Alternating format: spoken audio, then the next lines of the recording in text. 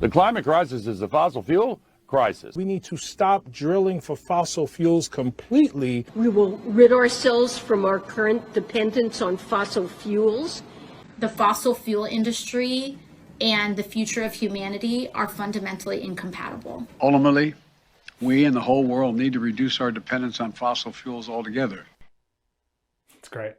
Good friend Alex Epstein, the moral case for fossil fuels. You must buy The Moral Case for Fossil Fuels. That's his older book, still relevant as ever. And his newest is Fossil Future. Got to get that, of course, as well. Alex, how are we doing, brother?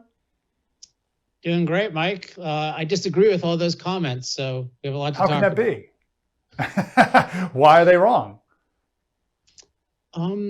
Well, they're wrong for a very simple reason, which is that they're criticizing something and calling for its elimination while ignoring its benefits. So imagine if you did this with antibiotics. You said, well, I don't like the side effects of antibiotics, so let's get rid of antibiotics. But what about the benefits of antibiotics? And fossil fuels, it's particularly striking because they're actually even more beneficial than antibiotics and even more irreplaceable for the near future. I mean, fossil fuels provide us with low-cost, reliable energy on a scale of billions of people in thousands of places. This allows people to use machines to improve their lives instead of living the poverty and endangerment of manual labor lives. And we still have 3 billion people in the world who use less electricity than a typical American refrigerator. And also fossil fuels help us be safer than ever from climate. So we're safer than ever from disasters like storms and floods. If you actually look at the death rate, which the opponents of fossil fuels don't, that death rate is down by a factor of 50 from climate disasters over the last 100 years. So fossil fuels are just like the most beneficial thing in the world. They have no near-term replacement. We can talk about that. And people are ignoring this just in the name of only fixating on and exaggerating negative side effects. It's pretty amazing that the most beneficial thing in the world could be so effectively demonized and bought by so many people. It's not just a kind of effective thing. It's the most important thing to our human flourishing. And this is one of my favorite things that you've always written about is this anti-human worldview. Can you speak to that a little bit out of these people? Yeah, so there's this question of, well, if this is really the most beneficial thing, and I think the facts really bear out that it is, and it in fact protects us from the thing they're concerned about. Like it makes us safer from climate to the point where in the US, right, we can deal with any climate imaginable, whether it's polar Alaska or swampy Florida or scorching Texas, it doesn't matter, right? If you have a lot of energy, you master climate. So why would you be so afraid of 1 degree or 2 degrees of climate change? It doesn't make any sense. So then you think, well, what's driving this? Why are smart people doing this? And the ultimate answer is that they're not really optimizing for human life or what I would call human flourishing. When they're thinking about the planet, they're not thinking about, I want it to be the best possible place for humans to flourish. Because if you believe that and you know anything, you have to be pro-fossil fuels for the foreseeable future. They want the planet that is least impacted by humans. That's the overriding goal, whether some of them realize it, some of them don't. But they're optimizing for a planet where humans have as little impact as possible. And that's why they hate the idea of man-made climate change. Not because it's so bad for us, like we're thriving despite whatever climate change is occurring. It's because they think it's wrong for us to impact nature, including climate. And that's an anti-human view. I mean, what if you had the view that lions shouldn't impact nature, that beavers shouldn't impact nature, that birds shouldn't impact nature? You would think of the person as anti-lion, anti-beaver, anti-bird. Same thing with humans. If you hate human impact, you hate human beings. They're pretty explicit about it too from time to time. We played the clip in the first segment of Jane Goodall saying if she had one dream in the world, it would be to get our population down to what they were, whatever, hundreds of years ago. So how are they, have you gone one step back further as to where that comes from, that anti-human view? Yeah, and just so you know how anti-human it is when you talk about the population of the past, we have 8 billion people, right? It wasn't too long ago when we had 1 billion people. If you're talking about the recent past, like 200 years ago, you're talking about 1 billion people or less than 1 billion people. I mean, how do you expect to get there? Nobody's allowed to have kids. And you're killing a lot of people, right? One way or another. So it's just such a murderous thing to just casually talk about 1 billion people or 500 million people. And I just want to highlight that, how anti-human that is.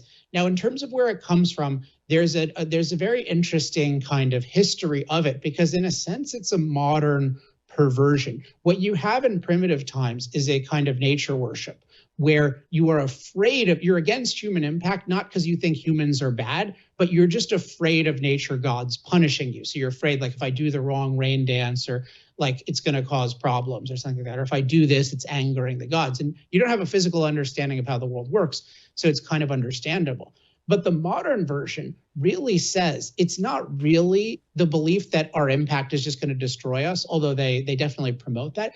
It's really that there's something bad about humans, and we're bad, and we're bad in relation to the rest of nature. So it's like this original environmental sin that we have. So we're the evil ones, and the rest of nature is good. And I think what's happened with this view, which has existed for a long time, but it was really popularized in the American and European school systems in the 60s and 70s, the political left in those places, and this was very well documented, including by Ayn Rand, whom I'm a huge fan of, in her book, The Anti-Industrial Revolution. It was documented that they wanted a new cause once communism was failing. And one of the causes that they picked was, let's oppose capitalism because it's against nature and against the environment. But they weren't thinking of it as, let's have a good environment for human beings. They were thinking of it as, no, the environment is something superior to us. The non-human is superior to the human, and we should sacrifice to it. And they just put that through the schools and embedded it in everyone's thinking. Yes, brilliant. Fantastic. And the Anti-Industrial Revolution, gosh, I haven't thought of that book in a while. I got to get back to it. Trump the other day said, when I'm dictator on day one, I want to drill, drill, drill. And I think it was Joe Scarborough or someone said, that's ridiculous. We're now drilling for more oil now than we've ever drilled before. What's the truth on our oil production here in America and what we need to understand about oil independence, which I think is just a term that people throw around, but I'd really like to get a better definition of what that means. So in terms of dependence, I think the best term is security, energy security, oil security, because independence has this implication of you're producing every single thing yourself, like you're a subsistence farmer or something, and doesn't quite capture it. What you want is a high security of supply. I mean, the main thing you want is just cost effectiveness, but you want that part of that is obviously it has to be secure. If it's insecure, it's not truly cost effective. The cost effectiveness is an illusion, which you saw somewhat with Europe and dependence on Russia for natural gas in particular. So that's the issue of in terms of our, we want to be secure. Now, in terms of the supply, it's really remarkable to me how dishonest this is, because basically Biden ran on, I guarantee you we're going to end fossil fuel, kind of like Obama ran on, I'm going to end the tyranny of oil. The age of oil must end in our time. And then what happens is they're not as successful at restricting production as they intend to be.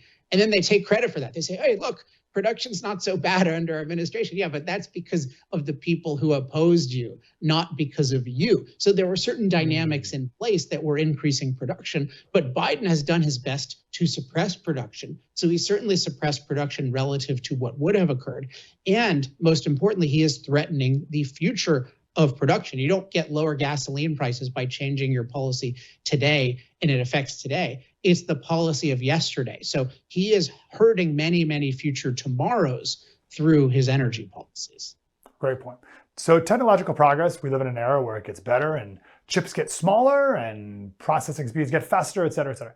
So what do you make of the argument that, sure, Alex, right now it's going to take a lot of solar panels. It's going to take a lot of batteries in order to make up for whatever. I remember on your website, you had a great facts about Elon Musk said, oh, we can have all the world's energy in this area. And you're like, no, I would require the whole planet to be covered with solar powers and batteries. But Alex, things get better. Batteries are going to get smaller, more efficient, more effective. We got to get this process moving now so that one day we'll be able to get there. What do you say to that? Well, with the Elon thing, people can check it out at energytalkingpoints.com. It's not the whole planet, but it's more than all of human development. So it's a lot of space. And that's a perfect example of the fallacy in what you're saying, because there's obviously something true in that technology improves. But technology improves based on its physical potential and based on economic reality. The way an economy improves and technology improves is you don't just randomly pick things. Like Apple says, hey, I want a renewable phone, so let's make the phones out of wood. And that'll work great because technology is great, right? No, that violates physics. That violates economic reality. That violates functionality. And when you're talking about replacing fossil fuels, you have to recognize why they're so effective in the first place. And as I talk about, particularly in chapter 5 of Fossil Future, fossil fuels are naturally concentrated, which is incredibly valuable. They store a lot of energy in a small amount of space. Wind and solar don't. fossil fuels are naturally stored. So they're like a natural battery, which ends up being very, very cheap compared to having to store energy on your own. Solar and wind aren't a natural battery. They're natural intermittent flows of energy. So you have to have man-made storage if you want to use them on their own. And then they're also naturally abundant, which in a sense solar and wind are too. But if you're going to replace fossil fuels or try to replace them, you need to respect the physics, you need to respect economic reality, and nature to be commanded must be obeyed. So the green movement saying, hey, we want to replace fossil fuels with solar and wind, and then waving their hands and saying technology will do it, and somehow freedom will do it, which they're suddenly allegedly in favor of freedom, even though they want to dictate the solution. That's not freedom. That's not technology. If you're really pro a good replacement for fossil fuels long-term, you look at nuclear, because nuclear is naturally concentrated, naturally stored, much more concentrated than fossil fuels. But yeah, this green movement, the fixation on solar and wind is not an attempt to come up with better energy. It's an attempt to come up with an excuse for rapidly eliminating fossil fuels and, quote, protecting the climate from our evil impact. It's just hand waving that says, oh, don't worry, we've got a replacement, even though it makes no sense at all. That's right. All right, last question for you. When you get tapped to be the energy secretary in the Trump White House, what's the first thing that you would do?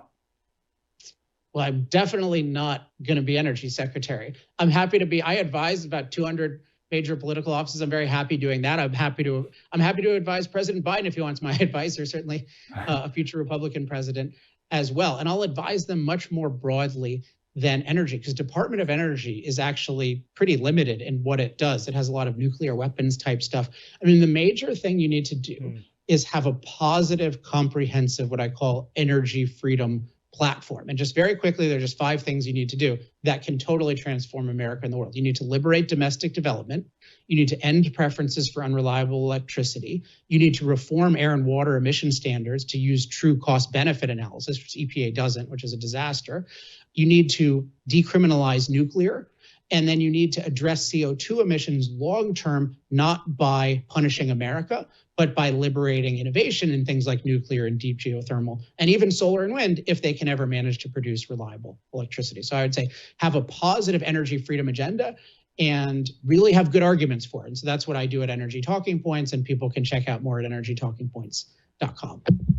No one has thought about this more deeply and profoundly and logically. EnergyTalkingPoints.com. Alex Epstein, The Moral Case for Fossil Fuels, and the newest book, Fossil Future. Go buy it. Alex, always good to talk to you, brother. Keep it up. Thanks, Mike.